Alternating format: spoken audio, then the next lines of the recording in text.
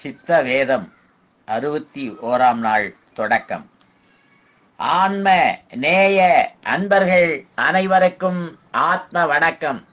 வேலூர் சித்த வித்தை தவ மையத்தின் சார்பில் நம்முடைய ஞானபிதா ஜெகத்சோதி சுவாமி சிவானந்த பரமஹம்சர் அவர்கள் உலக மக்கள் நலன் கருதி உருவாக்கிய சித்த வேத தத்துவத்தை உங்களின் செவிகளுக்கும் சிந்தனைக்கும் பயன் தரும் வகையில் தினம் தினம் வழங்கப்படுகிறது. அதன் தொடர்ச்சியாய் இன்று 61ஆம் நாள் தொடக்கம். அத்தியாயம் 22. குருவே, இதுவரையிலும் ஷடாதாரங்களை பற்றி யாதொன்றும் சொல்லவில்லை. ஷடாதாரங்களை கடந்து ஜீவன் பிரம்மரந்திரத்தில் ஐக்கியப்பட்டால் மாத்திரமே மோட்சம் என்று சொல்லுகிறார்கள். இதனுடைய பொருள் என்னவென்று விவரமாக சொல்லித்தர வேண்டுமாய் கேட்டுக்கொள்கிறேன். ஷடாதாரங்கள் என்பது எவையாகும்? அவைகளுடைய பெயர்கள் எல்லாம் என்னவெல்லாமாகும்? மூலாதாரம், சுவாதிஷ்டானம், மணிப்பூரகம், அநாதகம், விசுக்தி, ஆக்ஞா இவைகள் என்று சொல்லுகிறார்கள். இந்த 6 ஆதாரங்கள் எந்தெந்த நிலைமையில் இருக்கிறது? மூலாதாரம் என்பது குதமாகும். அதாவது இதுவரையிலும் குதம் என்று சொல்லி வந்திருக்கிற மலத்துவாரத்தோடு தொட்டு மேலே இருக்கிறது. சுவாதிஷ்டானம் என்பது இதுவரையில் லிங்கம் என்று சொல்லி வருகிற மூத்திர துவாரத்தினுடைய அடியில் இருக்கின்றது. மணிப்பூரகம் என்பது இதுவரையில் நாவி என்று சொல்லி வருகிற தொப்புள் அடியோடு சேர்ந்திருக்கிறதாகும். அநாதகம் என்பது இதுவரையில் இருதயம் என்று சொல்லி வந்திருக்கிற மார்பினுடைய மத்தியமான, அதாவது நடுவிலான நெஞ்சி குழியிலாகும். விசுத்தி என்பது இதுவரையில் கண்டம் என்று சொல்லி வந்திருந்த தொண்டை குழியிலாகும். ஆக்ஞா என்பது லலாடமாயிருக்கின்ற புருவ மத்தியமாகும். இவ்விதத்திலுள்ள 6 ஆதாரங்களும் மேலே சொல்லி வந்த இடங்களில் எவ்விதத்திலாகும் இருக்கிறது என்று உம்முடைய நம்பிக்கை? அவைகள் ஒவ்வொன்றும் படிப்படியாய் மேலே மேலே இருக்கிறதென்றும் அவைகளில் ஒவ்வொரு படியாகிய ஆதாரம் கடந்து கடந்து பிராணன் பிரம்மரந்திரத்தில் சென்று சேருகிறதாகும் என்று என்னுடைய நம்பிக்கை. அப்படியானால் மூலாதாரம் என்பது எது? மூலாதாரம் எங்கே இருக்கிறது? மூலமாய் இருக்கிற மலத்துவாரத்தோடு சேர்ந்திருக்கிறதானால் அதற்கு மூலாதாரம் என்று சொல்லுகிறது. ஆனால் பிராணன் நமக்கு உள்ளிலோ வெளியிலோ இருக்கிறது? பிராணன் உள்ளிலாகும் இருக்கிறது. உள்ளில் இருக்கிற பிராணனை மலத்துவாரம் வழியாய் கடத்தி கொண்டு போகின்றது எவ்விதத்திலாகும்? அதுவுமல்லாமல் தாங்கள் சொன்ன பிரகாரம் மலத்துவாரம் தான் மூலாதாரம் என்பதானால் அந்த வழியாக ஜீவனை பிரம்மரந்திரத்தில் கொண்டு போக வேண்டுமானால் நமது உள்ளில் உள்ள ஜீவனை வெளியில் விட்டு அல்லாமல் முன் சொன்ன மலத்துவாரத்தின் வழியாக மேலே கொண்டு போக முடியுமா? முடியாது. அவ்விதம் உள்ளிலுள்ள ஜீவனை வெளியில் விட்டால் என்னவாகும்? சபம், அதாவது பிணவாய் போகும். அப்பொழுது நீர் சொன்னதான மலத்துவாரம் என்பதுதான் மூலாதாரம் என்றால் உள்ளில் இருக்கும் ஜீவனை வெளியில் விட்டால் சபமாய் போகும் என்று நீரே சொன்னீர். அப்படி இருக்க மூலாதாரம் மலத்துவாரமாய் இருப்பதற்கு வழி உண்டா? வழி இல்லை. அதுவுமன்றி ஆதாரங்கள் ஒவ்வொன்றும் மேலே மேலே அடுக்கடுக்காய் இருக்கிறதென்றும் அவைகளில் பிராணன் ஒவ்வொன்றும் கிரமப்படி தாண்டி தாண்டி பிரம்மரந்திரத்தில் சேர வேண்டுமென்றும் சொல்லி இருக்கிறதல்லவா? அது நம்முடைய மலத்துவாரம் முதல் பிரம்மரந்திரம் வரை அடுக்கடுக்காய் இருக்கிறதில்லை என்பதை குறித்து உதாரணம் சொல்லுகிறேன்.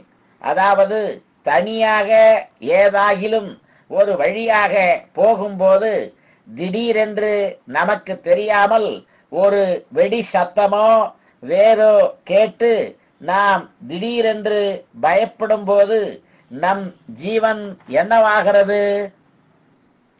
அப்பொழுது நமது ஜீவன் திடீரென்று மேலே ஏறி போகிறது.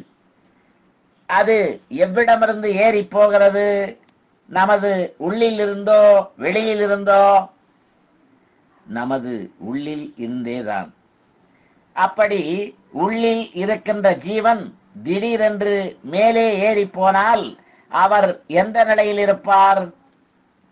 அவருக்கு யாதொன்றும் தெரியாமல் யாதொரு உணர்வும் தெளிவுமில்லாமலும் விழுந்து கிடப்பார். அதற்கு காரணம் என்ன? ஜீவன் மேலே போனதினால். அப்பொழுது நமக்கு மலத்துவாரம் முதல் 6 ஆதாரங்கள் அடுக்கடுக்காய் மேலே போவதற்கு இருந்ததானால் நாம் பயப்பட்டு ஜீவன் மேலே ஓடி போகும்போது நீர் மேல் சொல்லிய ஆதாரங்கள் ஒன்றுமே காணுவதற்கில்லை அல்லவா? அப்படி இருந்திருக்குமானால் ஜீவன் அவைகளை தட்டி திறந்திருக்க வேண்டுமல்லவா? அதுவும் உண்டாகவில்லை அல்லவா? அதுவுமன்றி நாம் தூங்கும்போது நம்முடைய ஜீவன் நமது உள்ளிலேயே கதாகதம், அதாவது நடனம் செய்து கொண்டிருந்தது. அதற்குத்தான் சமீரணன் என்று பெயர். சமீரணனை பற்றி முதல் அத்தியாயத்தில் சொல்லப்பட்டிருக்கிறது. அந்த சமீரணன் உள்ளிலேயே மேலும் கீழும் கதாகதம், அதாவது நடனம் செய்து பிரம்மரந்திரத்தோடு தாக்கிக் கொண்டிருக்கின்ற கதியாகும். அப்பொழுதும் 6 ஆதாரங்கள் அடுக்கடுக்காய் உள்ளதாக காண்கிறதோ அறிகிறதோ இல்லை. தவிர மூலம் என்றால் என்ன? மூலம் என்பது தூர், அதாவது அடி, அதாவது உற்பத்தி ஸ்தானம். அப்படியானால் நம்முடைய தூர் எது? மேல் சொல்லிய மூலமாயிருக்கிற மலத்துவாரம் ஆகும். இது மிகவும் தப்பிதமாகும். மூலம் என்பது தூராகின்றது. அது முதலில் உண்டாகின்ற ஸ்தலமாகும். அதை மலத்துவாரம் என்று சொல்வதற்கு ஒருபொழுதும் முடியாது. மலத்துவாரம் முதற்கு ஒரு சிருஷ்டி உண்டாகிறதில்லை.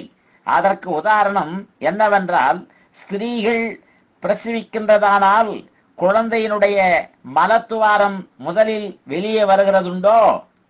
இல்லை. பின் எந்த பாகமாகும் முதலில் வெளிவருகிறது? சிரசு, அதாவது தலை. ஆனால் மலத்துவாரத்திலிருந்து தொடங்கி சிருஷ்டியானதென்றால் மலத்துவாரம் அல்லவா முதலாக வெளியே வர வேண்டியது என்றால் அது அல்ல. மூலம் என்பது தூர். மூலம் அதாவது நம்முடைய சிரசாகின்றது. நம்முடைய சிருஷ்டி சிரசிலிருந்து ஆரம்பிக்கின்றதாகும். சிரஸ் இல்லாதிருந்தால் யாதொன்றும் இல்லை. அதுவுமல்லாமல் நாம் ஒரு உருவம் எழுதுவதானால் அதனுடைய எந்த பாகமாகும் முதலில் எழுதுகிறது? முகம். அப்போது மூலம் எதாகும்? சிரசு. அதல்லாமல் விருட்சம் முதலியவைகள் எங்கே நிற்கின்றன? பூமியில். அவ்விருஷம் முதலியவைகளுடைய உற்பத்தி எதிலிருந்து? வித்திலிருந்து. வித்தின் எந்த பாகத்திலிருந்து முளைக்கிறது? வித்தினுடைய முகத்திலிருந்து. வித்தினுடைய முகம் மேல் பக்கமோ கீழ்ப்பக்கமோ இருக்கிறது? மேல் பக்கத்தில். ஆனால் உலகத்தில் இருக்கிற சர்வ சராசரங்களினுடைய உற்பத்தி எந்த பாகத்தில் இருக்கிறது இருந்து? மேல் பக்கத்தில் இருந்து.